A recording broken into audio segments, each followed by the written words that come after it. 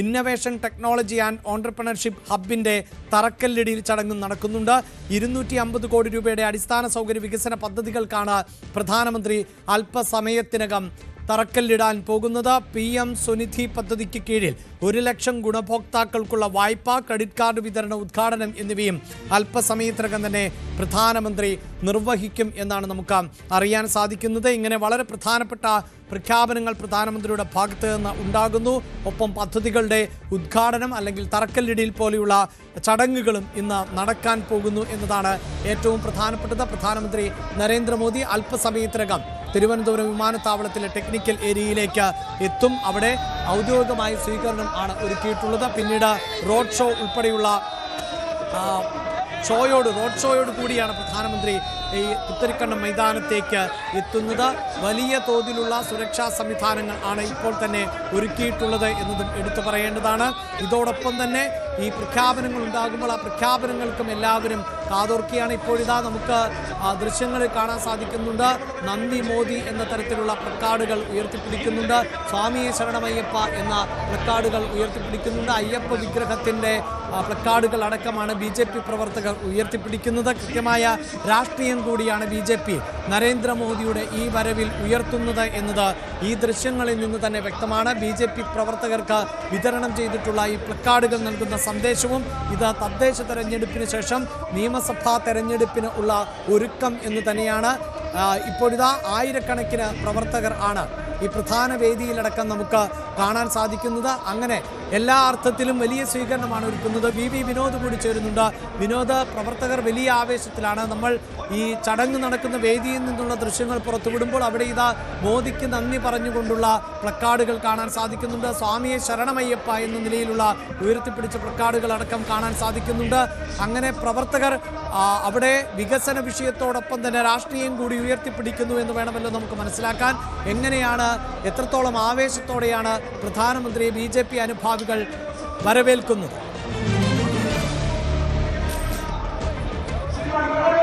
അഭിലാഷ്, ഈ നഗരവീഥികൾ മുഴുവൻ ഇപ്പോൾ BJPയുടെ കൊടിതോരണങ്ങളും അതോടൊപ്പം തന്നെ പ്രവർത്തകരെയും കൊണ്ട് നിറയുകയാണ്. ആ നിലയ്ക്ക് നമുക്ക് ഈ ദൃശ്യങ്ങൾ കാണാം.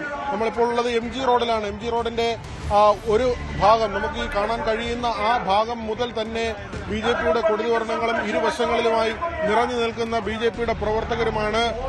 പ്രധാനമന്ത്രിയുടെ റോഡ് ഷോ വരുമ്പോൾ അദ്ദേഹത്തെ അഭിവാദ്യം ചെയ്യുന്നതിന് വേണ്ടി തയ്യാറെടുത്ത് നിൽക്കുന്നവരാണ്. രാവിലെ മുതൽ തന്നെ BJP പ്രവർത്തകരുടെ ഒരു ഒഴുക്ക് തന്നെയാണ് തലസ്ഥാന നഗരിയിൽ.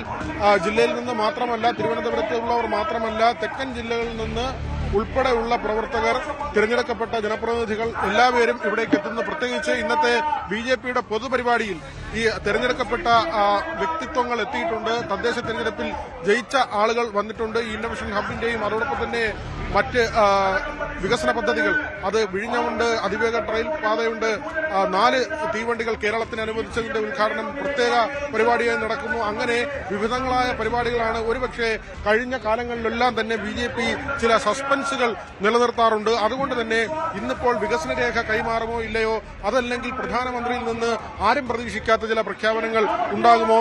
നേരത്തെ നമ്മൾ BJP പ്രവർത്തകരുടെ അനുഭാവികളുടെ ഞങ്ങൾ ഈ തെരഞ്ഞെടുപ്പിനെ നേരിടുന്ന സമയത്ത് തന്നെ പറഞ്ഞിരുന്നു, BJPയുടെ നേതൃത്വത്തിലുള്ള ഭരണസമിതി തിരുവനന്തപുരത്ത് വന്നു കഴിഞ്ഞാൽ 45 ദിവസത്തിനകം എന്താണ് ഞങ്ങൾ തിരുവനന്തപുരത്ത് നടപ്പിലാക്കാൻ വരുത്തുന്നത് എന്നതിനെ സംബന്ധിച്ച 5 വർഷത്തെ ബ്ലൂ പ്രിന്റ് 45 ദിവസത്തിനകം ആരാധ്യനായ പ്രധാനമന്ത്രി വന്ന് പുറത്തുവിടുന്ന രീതിയിൽ.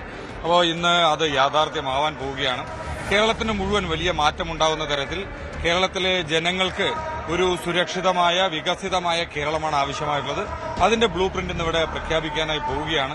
വരാനിരിക്കുന്ന ദിവസങ്ങളിൽ കേരളം മുഴുവൻ വലിയ മാറ്റത്തിന്റെ, വികസനത്തിന്റെ രാഷ്ട്രീയം ചർച്ച ചെയ്യുമെന്ന കാര്യത്തിൽ യാതൊരു സംശയവും. ആശ്രയമുള്ള പ്രശ്നങ്ങളൊക്കെ പറഞ്ഞു തീർത്തോ? അത് അങ്ങനെ പ്രത്യേക പ്രശ്നങ്ങളില്ല. നിങ്ങൾ മാധ്യമങ്ങളിൽ അല്ല, അത് മാധ്യമങ്ങളിൽ വന്നിട്ടുള്ള കാര്യങ്ങൾ, അതിനകത്ത് കൂടുതലൊന്നും പറയാനില്ല. സൗഹൃദത്തിന്റെ പാതയിലാണ്. അല്ല, അതിനകത്ത് സൗഹൃദമോ ശത്രുതയോ അങ്ങനെ രണ്ടും തന്നെ ഇല്ല. അപ്പൊ അതിനകത്ത് അതൊരു വിഷയമായിട്ട് ഞാൻ കരുതിയിട്ടില്ല. അപ്പൊ അത് ബോധപൂർവ്വം നിങ്ങൾ ഇത്തരത്തിലുള്ള വിഷയങ്ങൾ ഉണ്ടാക്കാതിരുന്നാൽ മതി.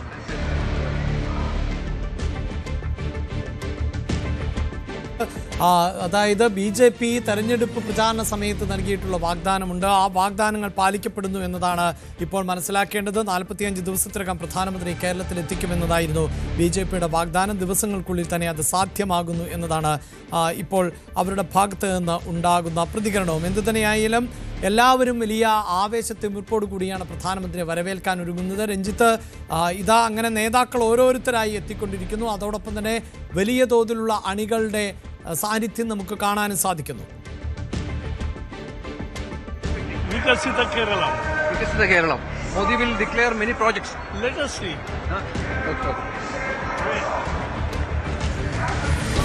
യെസ്, ദേശീയ കേരളത്തിന് ചുമതലയുള്ള ദേശീയ നേതാക്കൾ ഉൾപ്പെടെയുള്ളവർ ഇതാ ഈ ചടങ്ങിലേക്ക് എത്തിക്കൊണ്ടിരിക്കുന്നു. ഇപ്പോൾ രഞ്ജിത്ത് തുടരുന്നുണ്ട്. രഞ്ജിത്ത്, എന്തായാലും ആരും ഒരു പ്രതികരണത്തിന് എന്താണ് പ്രഖ്യാപിക്കാൻ പോകുന്നത് എന്ന് പറയുന്നില്ല എങ്കിൽ പോലും പ്രകാശ് ജാവ്ദേക്കർ അടക്കം പറയുന്നത് നമുക്ക് കാണാം, കാത്തിരിക്കുമെന്നാണ്. അപ്പോൾ പ്രധാനമന്ത്രി തന്നെ എല്ലാം പ്രഖ്യാപിക്കുമെന്നല്ലേ നമുക്ക് മനസ്സിലാക്കേണ്ടി വരുന്നത്. വികസിത കേരളം തീർച്ചയായും വികസിത കേരളം എന്ന് മാത്രമാണ് പ്രകാശ് ജാവ്ദേക്കർ പറഞ്ഞു പോയത്. നമുക്ക് ഈ നേതാക്കളോടൊക്കെ ചോദിക്കുമ്പോൾ എന്തൊക്കെ പ്രോജക്റ്റ് എന്ന കാര്യം സ്വാഭാവികം ഇവിടെ വരുന്നത് ചെറിയൊരാളല്ല, രാജ്യത്തിന്റെ പ്രധാനമന്ത്രിയാണ്.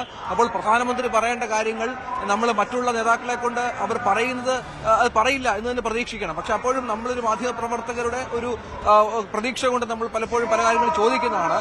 ആരും അത് പറയുന്നില്ല. വികസിത കേരളം, തിരുവനന്തപുരത്തിന് മാറ്റങ്ങൾ ഉണ്ടാകും, സംസ്ഥാനത്തിന് മാറ്റങ്ങൾ ഉണ്ടാകും, വലിയ വലിയ പ്രോജക്റ്റുകൾ ഇതുമായി ബന്ധപ്പെട്ട് പ്രഖ്യാപിക്കപ്പെടുമെന്ന് മാത്രമാണ് നേതാക്കന്മാർ പറഞ്ഞു വെക്കുന്നത് എന്നുള്ളതാണ്. അവിടെയാണ് നമ്മൾ ആ ഒരു ആകാംക്ഷ ബാക്കി വെക്കുന്നത് എന്നുള്ളത് പ്രധാനമാണ്. എന്താണ് പ്രധാനമന്ത്രി പറയാൻ ഉദ്ദേശിക്കുന്നത് എന്നുള്ളത് ഇനി നമുക്ക് കാത്തിരുന്ന് കാണേണ്ടി വരും. ഏതാനും നിമിഷങ്ങൾക്കകം പ്രധാനമന്ത്രി ഇവിടേക്ക് എത്തും. BJP പ്രവർത്തകരുടെ ഇപ്പോൾ സ്ത്രീ പുരുഷ വ്യത്യാസമില്ലാതെ ഒരു വലിയ ഒഴുക്കാണ്. നമ്മൾ ഇപ്പോൾ അരുണിന്റെ ക്യാമറ ദൃശ്യങ്ങളിൽ കാണുന്നത് പോലെ വലിയ ഒരു ഒഴുക്കാണ് ഇവിടെ സംഭവിച്ചുകൊണ്ടിരിക്കുന്നത് എന്നുള്ളതാണ്. BJP പ്രവർത്തകർ പാസ്സുള്ളവരൊക്കെ വലിയ തോതിൽ കൃത്യമായ സുരക്ഷാ ക്രമീകരണങ്ങളോടെ, സുരക്ഷാ പരിശോധനകളോടെ അകത്തേക്ക് കയറ്റിവിടുന്ന കാഴ്ചകൾ, ദൃശ്യങ്ങൾ നമുക്ക് കാണാം. അത്രത്തോളം വലിയ സന്നാഹങ്ങളാണ് ഇവിടെ ഒരുക്കിയിരിക്കുന്നത്.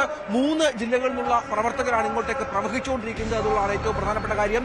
പ്രധാനപ്പെട്ട നേതാക്കന്മാരൊക്കെ ഇപ്പോൾ ഇതിനകത്തേക്ക്, ഈ സ്റ്റേഡിയത്തിൽ, ഈ പുത്തരിക്കണ്ടം മൈതാനത്തിൽ തയ്യാറാക്കിയ പ്രത്യേക സ്റ്റേജിനകത്തേക്ക് കയറിയിട്ടുണ്ട്. ഇവിടെ നിയന്ത്രണങ്ങൾ എന്ന് വെച്ചാൽ മൊബൈൽ ഫോണിന്റെ ഈ ഐപോഡിലടക്കമുള്ള സംവിധാനങ്ങൾ അകത്തേക്ക് കയറ്റാൻ അനുവദിക്കില്ല, കൊട അകത്തേക്ക് കയറ്റാൻ സമ്മതിക്കില്ല. അങ്ങനെ അത്തരത്തിലുള്ള ക്രമീകരണങ്ങളൊക്കെ ഏർപ്പെടുത്തി തന്നെയാണ് കാര്യങ്ങൾ മുന്നോട്ട് കൊണ്ടുപോകുന്നത്. ഏതായാലും തിരുവനന്തപുരം പ്രതീക്ഷിക്കുന്നു, കേരളം പ്രതീക്ഷിക്കുന്നു വലിയ തോതിലുള്ള ഒരു മാറ്റം, വലിയ തോതിലുള്ള വികസന പദ്ധതികൾ.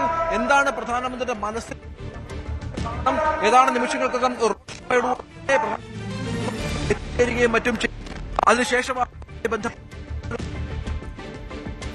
സൂചിപ്പിക്കുന്നത് പോലെ നേതാക്കളുടെയും കൂടുതൽ വാർത്തകൾക്ക് News 18 Keralam YouTube channel subscribe ചെയ്യുക.